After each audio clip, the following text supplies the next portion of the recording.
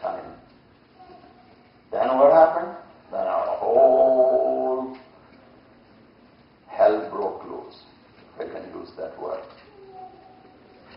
Shiva got angry, he took a Jatajuta, one of the things, he put it down, Mahabhairava came up from there, and they all went and they completely smashed the whole yajna place, and they really showed that Shiva was very powerful and everything was gone. And finally, the story goes on like that. That is just a story side. I don't want to go into that one.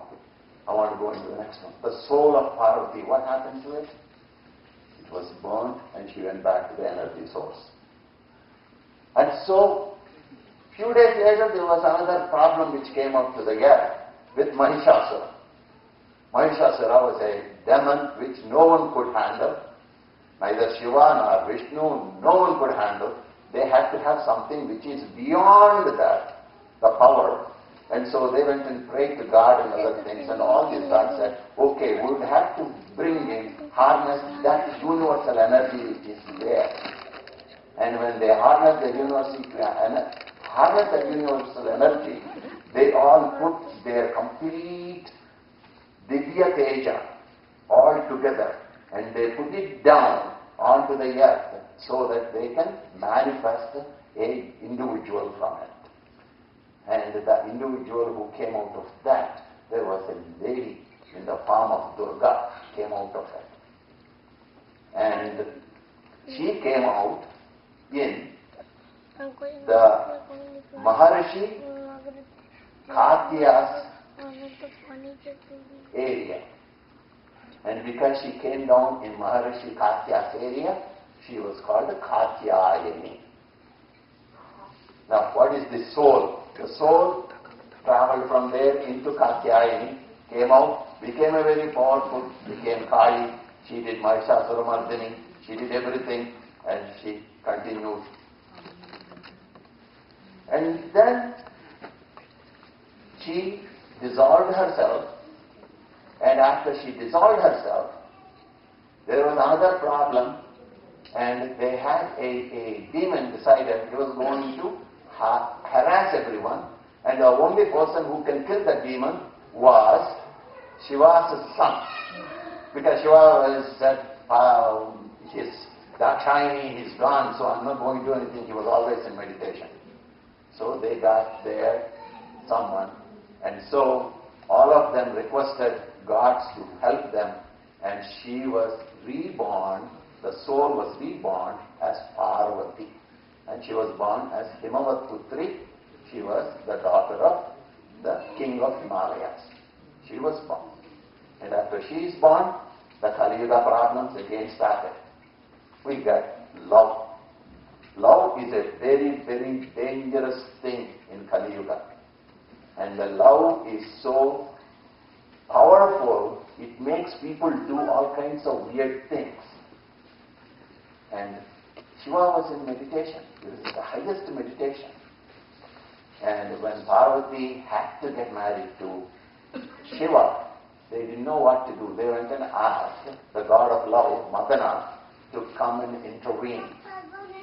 And Madana came there to intervene. And he intervened.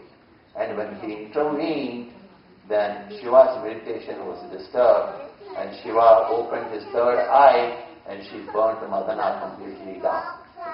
Shiva was out of the bondage of love, affection, and all the other things which are considered to be the Maya. So he was not in that bondage. But when he got out of it, he realized that this was done for the sake of the good of the humanity. So she got married to Parvati. From there was born Kartikeya, and Ganesha was there, manifested by her before. And that's why they say Ganesha, who is manifested out of the Parvati's, the Nalugu, which they call, and she made a Ganesha and she put it. That's why there are people who say Ganesha and Saraswati are brother and sister. Not because he is born to Brahma or any of those kind of things, it's because Parvati manifested both of them.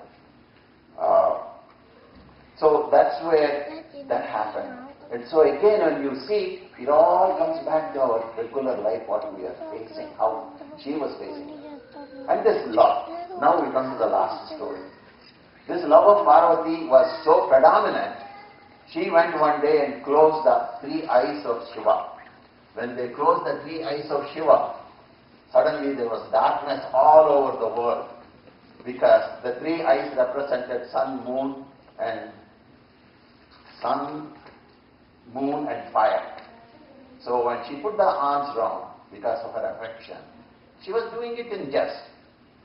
And then as soon as she did that, what happened was that everything became dark and no one knew what happened.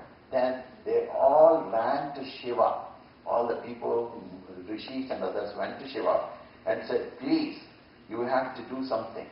This dismal darkness which is spread over the universe, and this has been here for millions of years, because that half a second for you is equivalent to millions of years for us. And he says, so please do something about it. And Parvati removed the hands off. She's the embodiment of love, compassion, and she never ever hurts anyone, Lalitambika. And so she said, I'm sorry, I can't do this. And at that time, she goes and asks Shiva, please give me repentance for this. I want to get purified from this mistake which I have done, because of love and the affection and all the things associated with it. Then Shiva says, you go down to earth and do tapas. So she came down to the earth and she did tapas in Kanchipuram. Kanchipuram is in Tamil Nadu. That's where she sat and she did tapas on Shiva. As soon as the tapas was completed, she got up. On the way, she stopped in Kashi, became Annapurna, and from there she went to Gautama Ashrama. Shiva came and blessed her. She went to Gautama Ashrama. In Gautama Ashram, Gautama's wife is anyone? Can anyone tell me? Who is Gautama's wife?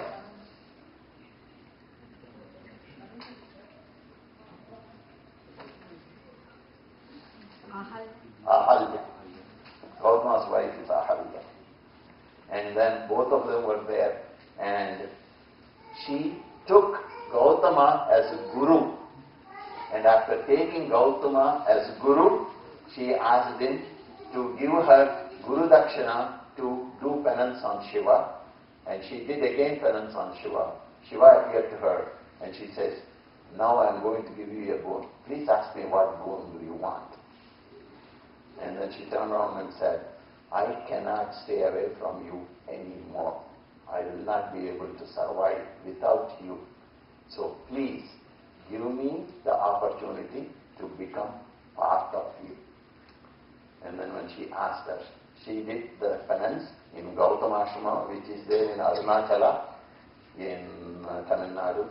And there she asked Shiva, and Shiva immediately accepted, and she became half part of Shiva. And she became both of them put together, they became ardhanArIShwari. And when you talk about ardhanArIShwari, what does it signify for us in Kali Yuga? A family, the husband and wife, both of them should be like one. And when they have that unison in that particular family, and there is no separation, there is no re-embarkation of here and that side and other things, and there is no conflicts between the two, and both of them are going on the same path, then none of the Kali Yuga problems associated with marriage, in-laws and other things will ever exist. That's why when we say ardhanArIShwari, we will be happy that we will not have any of those problems. So it is a great lesson for everyone who is married and the people who are going to get married, to try and make the wife as one half part of yourself and the husband as one part